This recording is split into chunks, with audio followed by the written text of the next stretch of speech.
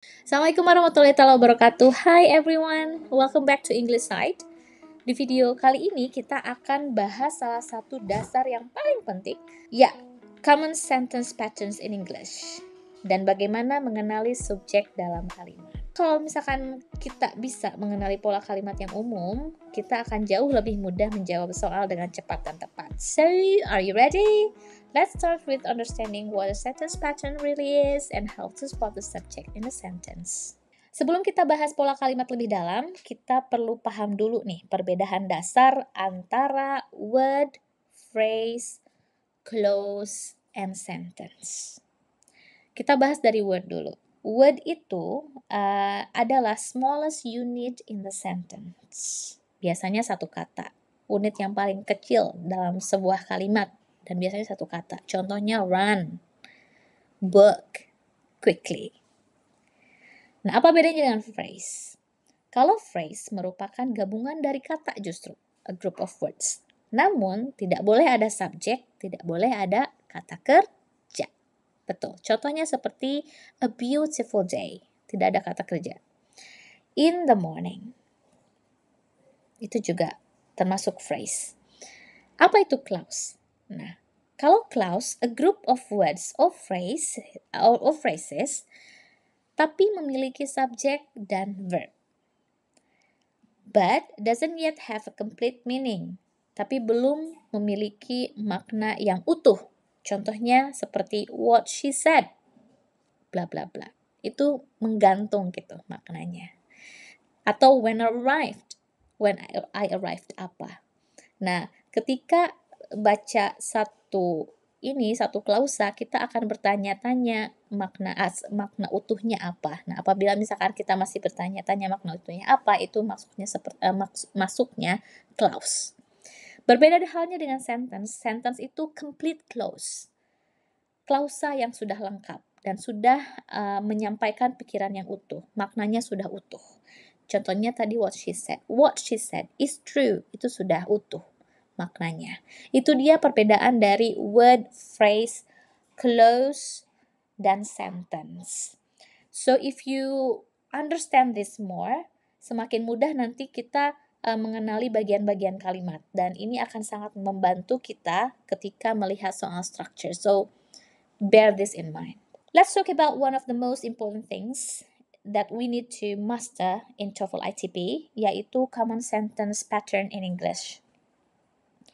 Kalimat bahasa Inggris umumnya punya susunan seperti ini: subject, verb, complement, and modifier, atau disingkat SVCM.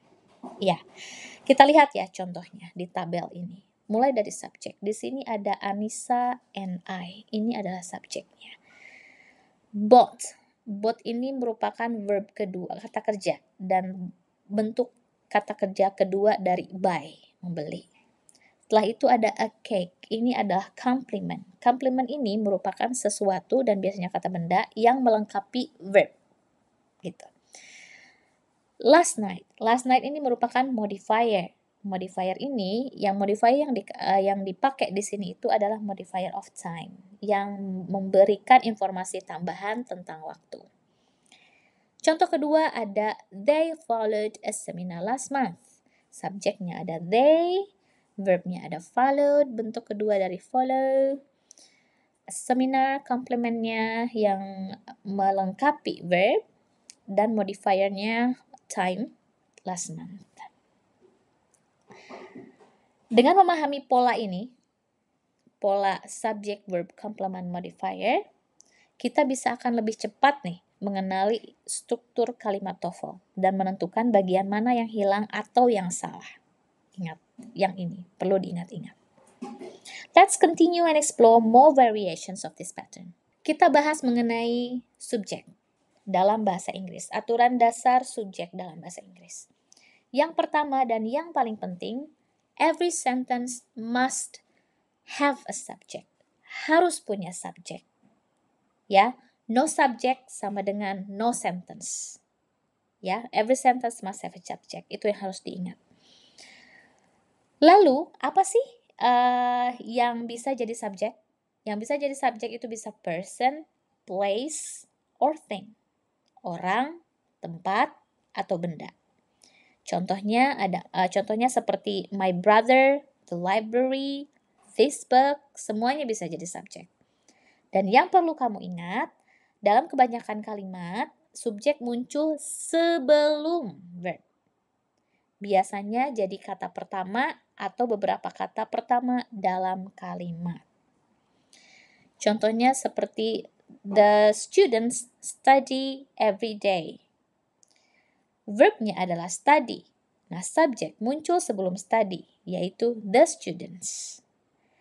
Begitu. Dengan tahu aturan ini, kita akan bisa lebih mudah mengidentifikasi mana subjek di soal TOEFL. Jadi perlu diketahui dulu verbnya dulu, baru nanti kita bisa mengidentifikasi subjeknya. Karena subjek biasanya muncul sebelum kata kerja, sebelum verb gitu. Dan ini akan bisa membantu kita memastikan struktur kalimatnya yang benar gitu. Let's see how this rule works in real test questions. Oke teman-teman, sekarang kita bahas lebih detail tentang jenis-jenis subjek dalam bahasa Inggris. Yes, ternyata subjek itu nggak cuma satu kata aja ya. It could be long. Bisa bentuk lain juga. Yang pertama ada subject from one noun. Subjeknya cuma satu kata aja. Yang kedua ada subject from a noun phrase, yang mana subjek itu lebih dari satu kata, tapi tetap berfungsi sebagai satu subjek.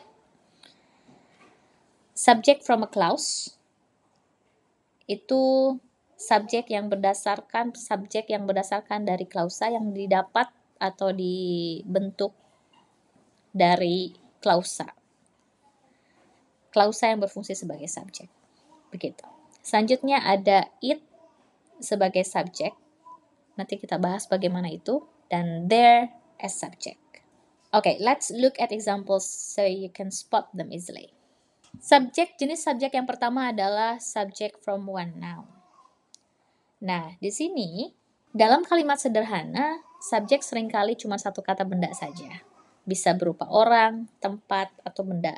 Namun cuma satu kata saja, satu noun saja. Ya, contohnya seperti Anna is pretty. Subjeknya ingat, subjek itu sebelum kata kerja. Subjeknya sebelum kata kerja. Ini kata kerjanya, ini subjeknya. Ini verb, ini subjeknya. Ini cuma satu kata saja, one noun. Selanjutnya, cigarettes contain nicotine. Di sini verbnya adalah contain. Ini adalah subjeknya. Ini verbnya, ini subjeknya, cigarettes. Itu satu kata saja. And Eleanor likes books. Di sini verbnya likes. Eleanor itu subjeknya dan cuma satu kata. Ini cuma noun, one noun saja. Ada satu hal yang perlu diingat dan menjadi catatan penting dalam kalimat perintah seperti dalam commands. Contohnya sit down, get down, put it down, atau close the door. Subjeknya itu tidak ditulis gitu. Namun itu dimaknai you gitu. Jadi kalau dibikin kalimat utuh jadi you sit down, you close the door gitu. Gampang kan ya? Selanjutnya subject from noun phrase. Diingat-ingat kembali, phrase itu apa? Betul, phrase itu adalah gabungan dari kata, berarti bisa dua kata atau lebih. Noun phrase itu gabungan kata yang akhirannya harus noun, kata benda. Ingat, karena namanya juga noun phrase, berarti akhirannya itu harus noun. Namun harus gabungan kata ya, karena namanya juga noun phrase. Itu bisa nounnya bisa person, bisa place, atau bisa thing.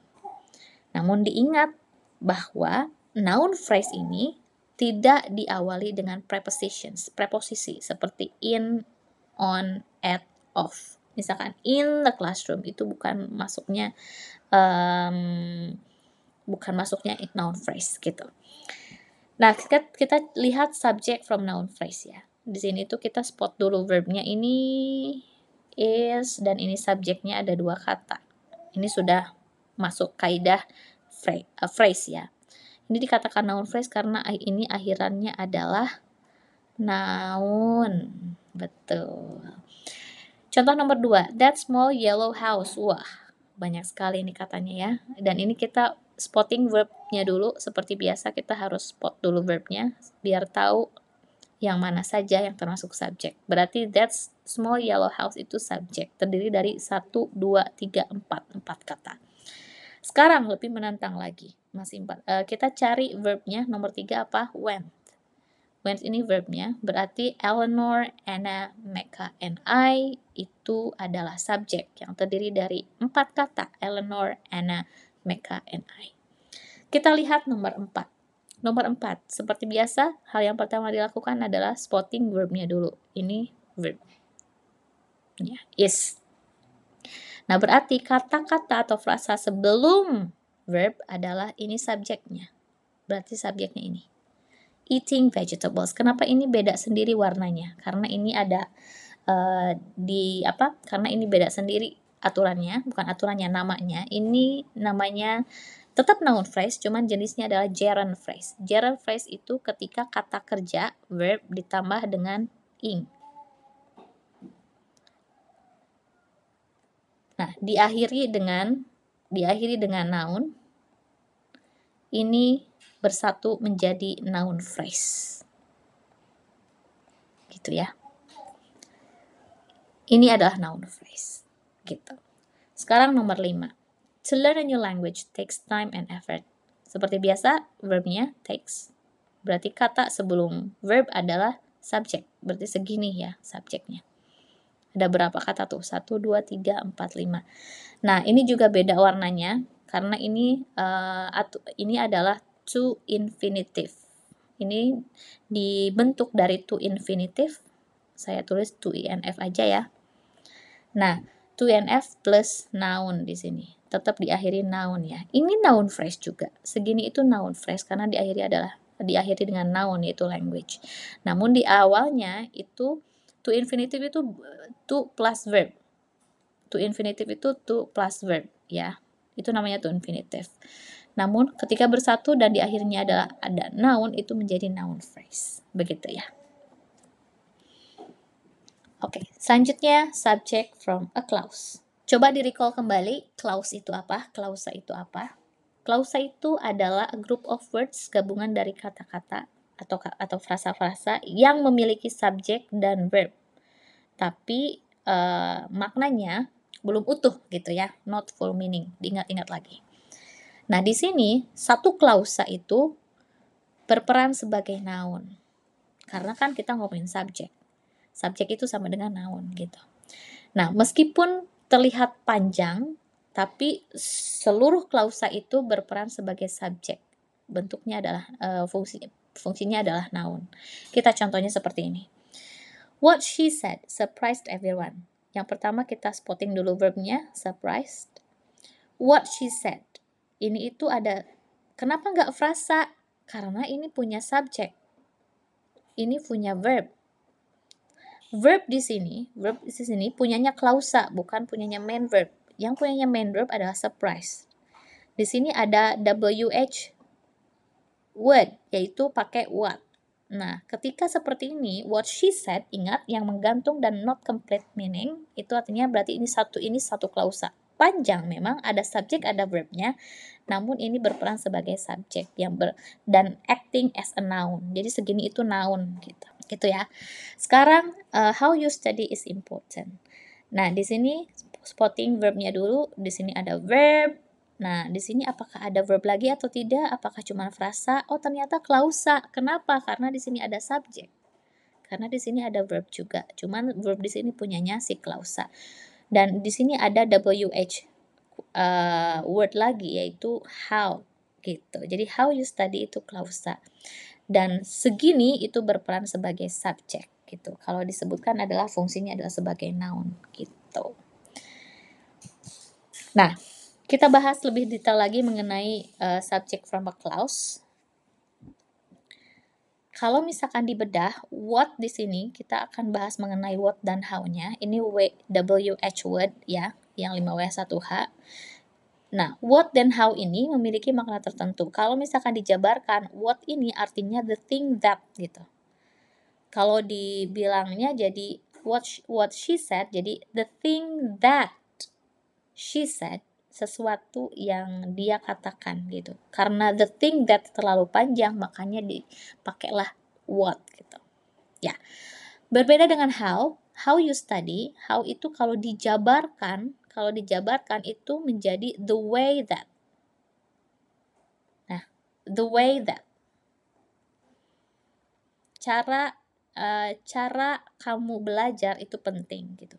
Kalau kita nulis the way that itu too long, makanya kita bisa bersingkat dengan menggunakan WH, word yaitu how gitu. Kalau dibikin panjang jadi the way that you study gitu, karena panjang jadinya dipakai how aja, how you study. Nah, segini itu bisa membentuk klausa begitu, teman-teman. Sekarang kita bahas it as a subject. It, everybody knows, everybody is familiar with it. Nah, it itu bisa jadi subjek dengan dua cara. Yang pertama itu to replace a noun, already mentioned before. Sebagai subjek dalam sebuah kalimat, it juga bisa mengindikasikan sesuatu yang belum jelas. No clear person, apa itu person atau a thing? No clear person or thing. Doing the action. Ini namanya impersonal subject. Yang seperti apa sih yang maksud it tidak merujuk kepada siapa ataupun apa? Nah, artinya it di sini itu tidak punya makna apapun gitu. It doesn't really mean anything. It just help the sentence sound natural. Contohnya, it rains a lot in the summer. Ini kan verbnya ya. Nah, it di sini kita tidak merujuk kepada apapun gitu. It just like helping the sentence to sound natural gitu. Termasuk yang it is hard di sini. Apa sih it itu? Apakah ke orang, apakah ke benda, atau ke apa gitu? Itu tidak, it doesn't really mean anything. It's just like to help the sentence sound natural gitu. Ya. Kalau misalkan di literatur lain, it yang seperti ini, yang has no clear person or thing, itu dikatakan dengan anticipatory it. Kalau saya bilangnya impersonal subject saja. Sekarang kita there. There as a subject. Sometimes, biasanya, nah, real subject, subjek yang benerannya dalam satu kalimat itu comes after verb. Nah, kalau tadi kan aturan dasarnya, yang dasarnya itu kan biasanya before verb kan, subjek itu. Before verb. Kalau ini after verb katanya. Gitu. Nah, dalam kasus ini, biasanya menggunakan kata there di awal. Nah, ini dinamakan dengan pseudo subject. Namun di sini, meskipun there itu terlihat sebagai subjek, pada dasarnya subjek yang benerannya itu comes after the verb, datangnya setelah kata kerja. Dan itu bisa menentukan apakah si kata kerjanya singular, kalimat single, bukan kalimat single atau plural gitu, jamak. Mari kita lihat contohnya. Di sini ada there. Ingat, there itu bukan subjek. There bukan subjek. Subjeknya adalah kata setelah verb. Verbnya itu adalah was sama were. Setelahnya apa? A fire. Nah, ini dia yang dinamakan dengan pseudo subject, di mana there digunakan di sini gitu. Ketika ditanya there was a fire, mana kata subjeknya? Subjeknya adalah fire, not there. Ingat ya. Dan menentukan apakah kata kerjanya singular atau plural. Kita lihat a fire, ada di sini, berarti itu singular. Nah, ini menentukan jenis verbnya. Makanya verbnya ketika ini singular itu harus singular lagi, pakai was. Gitu. Kalau misalkan nomor 2 nih, there were many cars. Lihat, ingat subjeknya after verbs. Many cars itu banyak, ingat ada s di sini. Jadi untuk salah satu contohnya, bukan salah satu contoh, signalsnya. Ada cars, many cars itu banyak. Berarti karena banyak, si verbnya harus ikut berubah jadi plural, jadi jamak juga. Makanya bukan was di sini, tapi were. Paham ya? Lalu selanjutnya adalah practice time. But I think I will make it in a separate video. Saya akan buat video terpisah untuk practice time karena nanti saya akan jabarkan juga beberapa short explanation dari masing-masing soal. So make sure you watch my next video for the practice time about subject. Thank you very much for watching, everyone. Don't forget to like, subscribe, and comment. If you have anything in mind and you want to discuss with me, don't forget to drop your thoughts in the comments box below. Dan bagi yang mau ikutan English Side Academy, join Telegram group kita. Boleh diklik link di deskripsi. Okay, thank you very much for watching. Bye.